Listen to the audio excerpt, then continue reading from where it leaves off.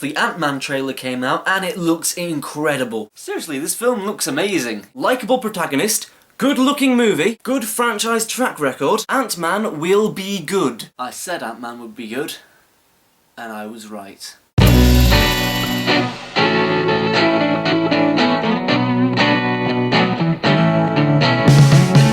Ant-Man is the latest and possibly most unique installment of the MCU, and I still don't know why people had doubts about this movie. It was absolutely amazing. Paul Rudd was great as Scott Lang, and Michael Douglas just was Hank Pym, and those two had great on-screen chemistry. Another fantastic addition to the cast of this film was Michael Pena, who was absolutely hilarious. Speaking of hilarious, this movie was funny. Possibly the funniest movie I've seen all year. There were moments in there that had me laughing unbelievably loud. Also, the superpower that this movie revolves around, shrinking and controlling ants, was executed brilliantly. It made for some really fun and innovative scenes, and there were moments where you were just like, okay, yeah, that's awesome. In addition, contrary to how they usually feel, the in-universe references to the MCU and the larger comic book universe felt very organic and natural. There was one thing that I didn't like about this movie which happened in the climax. I can't really say what it is, but basically Ant-Man is in danger and he does something and it just feels very forced. That aside, I honestly think that Ant-Man is my favourite thing apart from Daredevil to come out of the MCU. I really enjoyed myself and I really loved this movie. A movie that I was more lukewarm to was Selfless. In Selfless, Ben Kingsley plays Damien, who's a great man, but he is dying of cancer, so he decides to preserve his mind inside the body of Ryan Reynolds. Which makes sense, because I'm sure there are many people who would like to be that close to Ryan Reynolds' body. Damien is told that this body was grown in a lab, but he discovers that it's actually a real human who's had a past and family. This was an entertaining science fiction flick with a lot of interesting ideas thrown about, and some really nice emotional undertones. Ryan Reynolds gives a stellar performance and shows off his action skills. There were also some pretty nice action scenes. However, there were some strange elements of the plot that felt kind of dumb.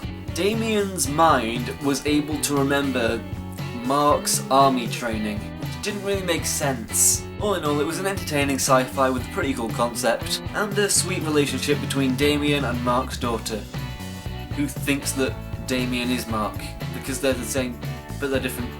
It's confusing.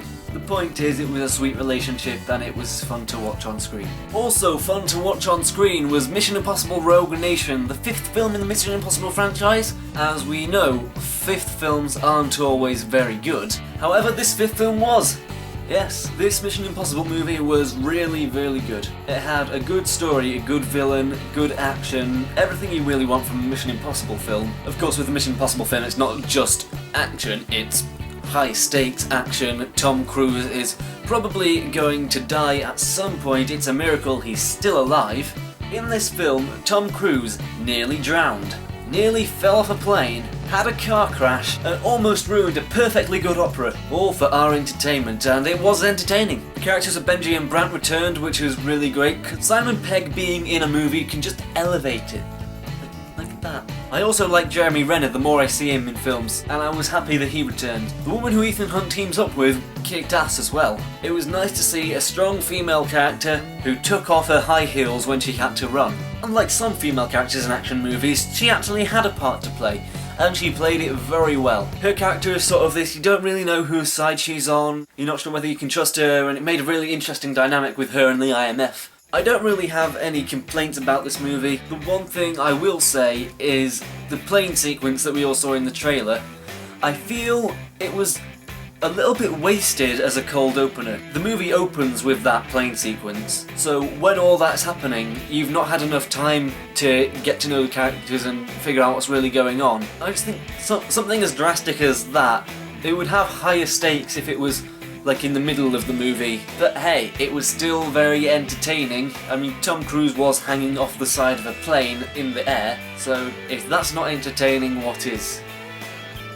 Simon Pegg's face. There you go. And now you're fully satisfied. That's it for this episode of Big String Small Talk. If you liked it, like it. If you want to see more, subscribe. And if you've got an opinion on my opinions or just the things I've been talking about, feel free to leave them in the comments below. Thanks for watching. San Diego Comic Con has just been and gone, and as you might expect, there's a fair few things to talk about, such as why Lex Luthor's hairdresser has not been fired.